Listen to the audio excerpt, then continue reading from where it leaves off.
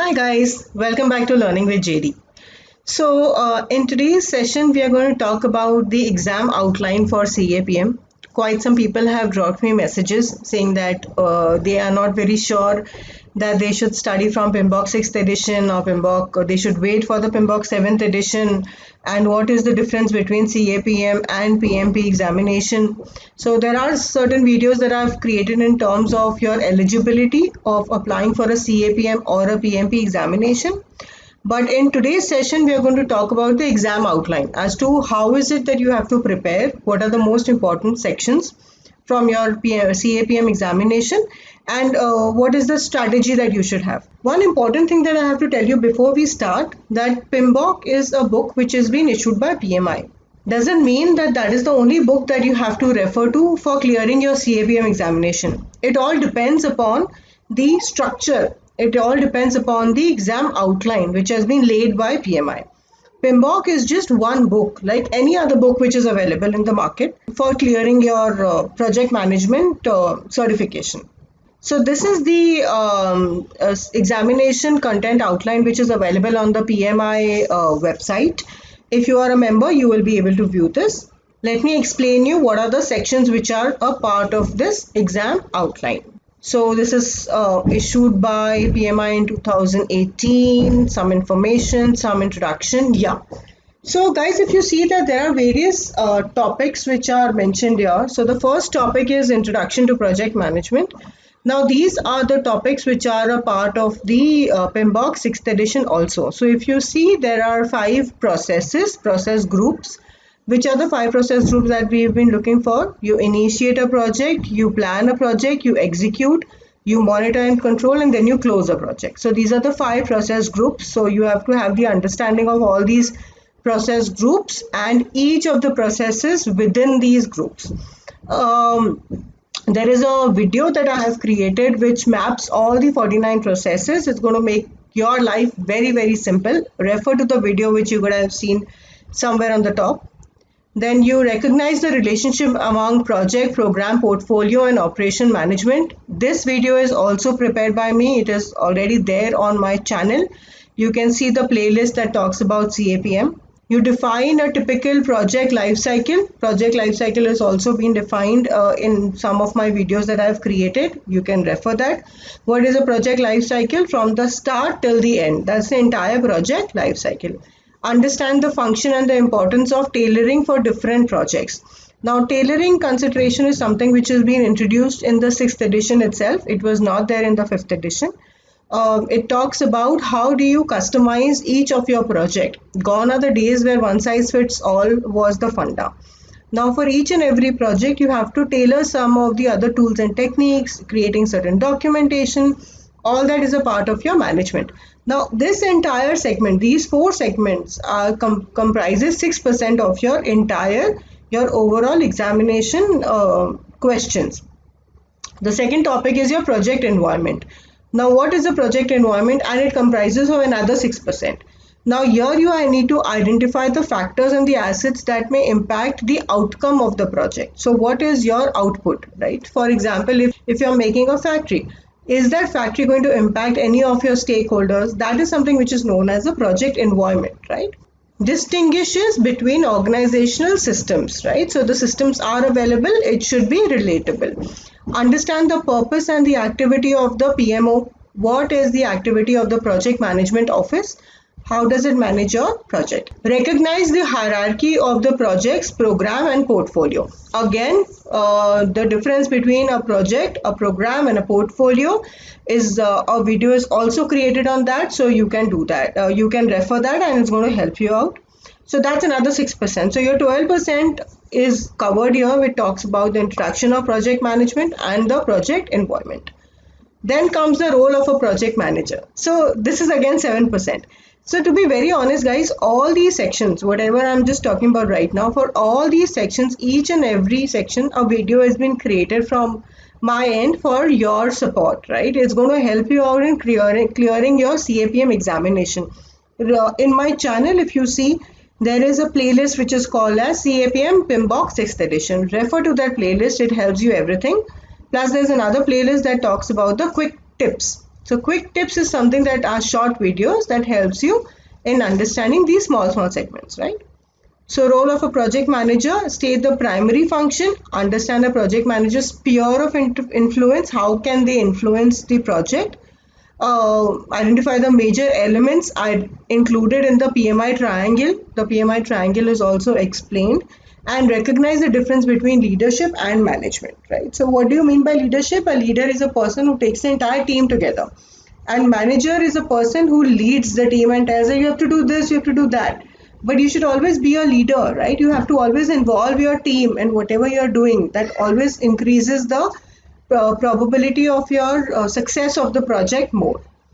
Project integration management. Now these are the knowledge areas. Now your knowledge area starts, which is from chapter 4.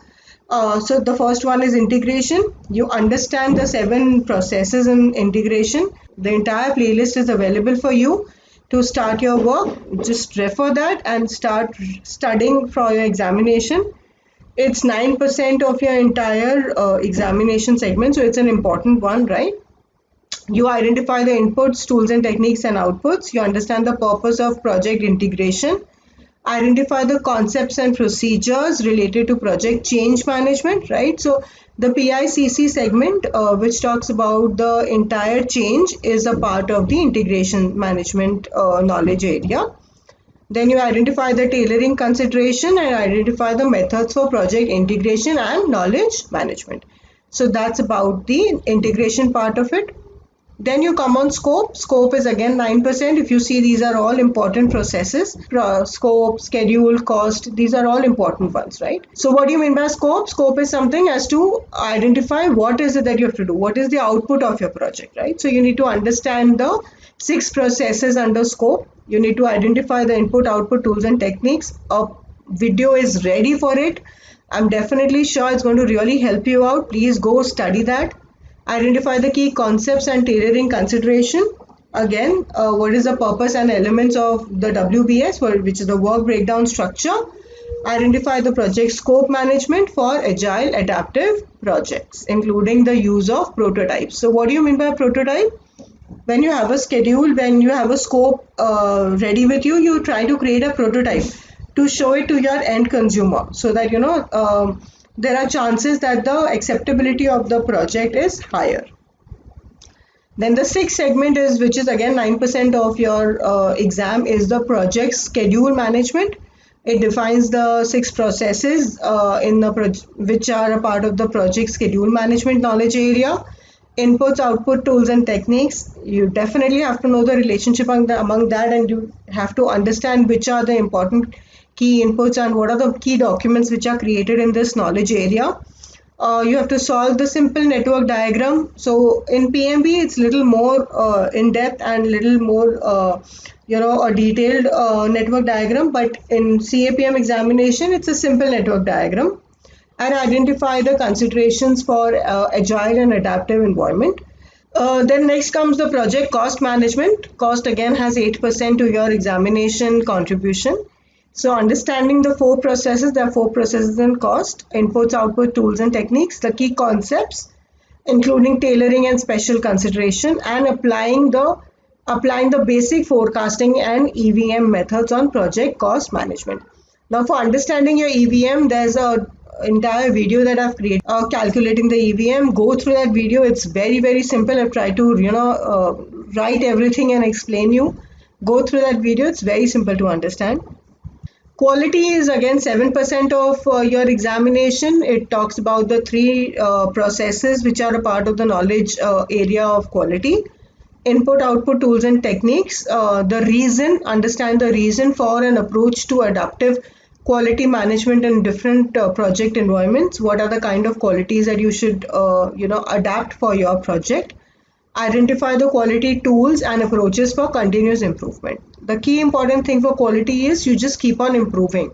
Quality is not something that you will do only after the project is done. Quality is something which is a part of your planning, your execution and monitoring and controlling, all 3. Then you talk about resources. Your resources are not only humans but are non-tangible resources also. Your warehouse, your machineries, your equipments, yeah. So you define the 6 processes under that, input, output, and tools and techniques. You need to identify the key concepts and trends in the project resource management, including the tailoring and special consideration for agile and adaptive environment. Agile and adaptive environment has been introduced because most of the projects, not the large projects, the smaller projects, get into the mode of agile and adaptive environment. You need to identify the techniques for developing a team. So now you're talking about people, right? Human come into picture when you talk about resources. So you need to identify the technique in which you develop a team. Managing conflicts. Where there are people, there will be problems, right? So P and P, people go with problems.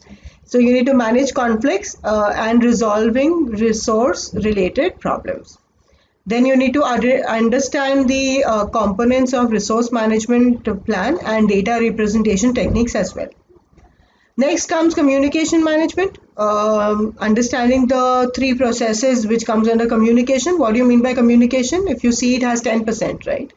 10% weightage on communication is pretty much high, is because 90% of the time the project manager is only communicating.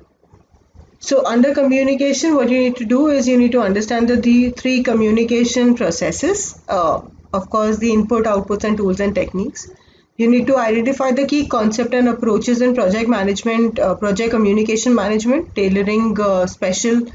including tailoring and special consideration for agile and adaptive environment. The same thing which has been a part of the processes as well. Recognize the dimensions of communication and components of communication management plan. You also talk about communication skills. Identify the communication skills and methods for project communication management. The next part is the project risk management. Under the 7 processes, this is 8% of your entire exam content outline. So there are 7 processes under risk. It's an important topic, yes. You need to identify the input, output, tools and techniques.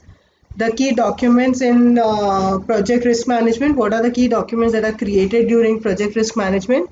Perform simple risk calculations. So simple risk calculations will also come from PMP perspective. It's a little higher, but CAPM is fine.